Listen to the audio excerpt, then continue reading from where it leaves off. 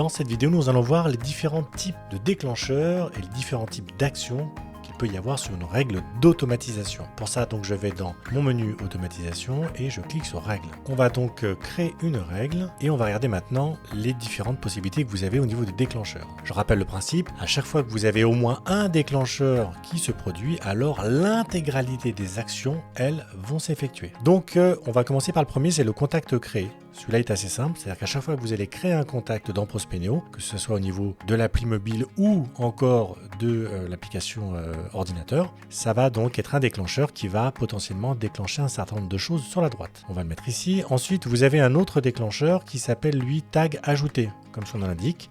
Ça se produit quand vous ajoutez un tag à un contact. Si j'ajoute un tag à un contact, par exemple, qui s'appelle acquéreur, alors ça veut dire que je vais pouvoir lui faire un certain nombre d'actions sur la droite. Si maintenant je retire un tag, dans ces cas-là, les actions de la droite seront réalisées. Ensuite, vous avez les séquences email. Donc ça se produit quand une séquence email sur un contact se termine. Pour ça, vous cliquez dessus, vous sélectionnez la séquence qui vous concerne. Et donc, quand cette séquence email est terminée, dans ces cas-là, ça générera et ça fera un certain nombre d'actions. Vous avez la même chose sur l'inscription à une séquence email. À chaque fois que vous allez inscrire quelqu'un à une séquence email, ça va automatiquement générer un certain nombre d'actions. Et puis après, vous avez l'inscription opt-in. À chaque fois que quelqu'un va déposer donc son email, ce qu'on appelle un opt-in sur un formulaire, ça va potentiellement générer un certain nombre d'actions. En applicatif, comment ça peut fonctionner?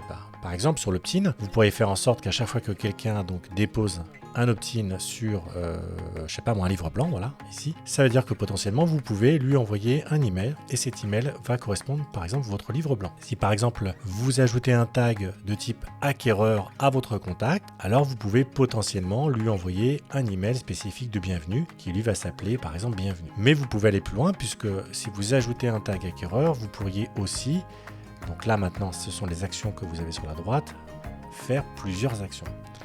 La première action, ça serait de l'inscrire à une séquence email. À chaque fois que vous allez donc rentrer une personne de type acquéreur, vous allez le mettre dans une séquence email qui peut être par exemple 3-4 emails. Le premier, c'est la bienvenue.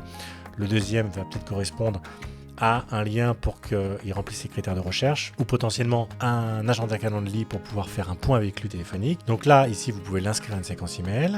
Vous pouvez lui envoyer un seul email, donc dans ces cas-là, vous faites ce qu'on vient de faire ici. C'est-à-dire que là, vous pouvez soit chercher un email existant, soit créer un email. Donc, ensuite, vous allez aussi pouvoir envoyer un email à une adresse spécifique. Ça, c'est très pratique parce que si une personne, par exemple, crée un opt-in, c'est-à-dire que voilà, vous avez une personne qui met son email sur un formulaire de livre blanc, vous allez lui envoyer donc un email spécifique et dans cet email, vous allez lui mettre le livre blanc. Et puis, ce qui va être super pratique, c'est que vous allez vous prévenir que vous avez eu un opt-in sur ce livre blanc spécifique. Et vous pourriez même aller plus loin, c'est-à-dire que vous pouvez aussi lui ajouter un tag et vous pensez bien enregistrer. Vous voyez, donc là dans mon cas de figure, on a vu que le déclencheur de gauche va me permettre de faire 3 actions. En dessous, donc vous avez l'historique et puis vous pouvez bien sûr activer ou désactiver si vous le souhaitez cette règle.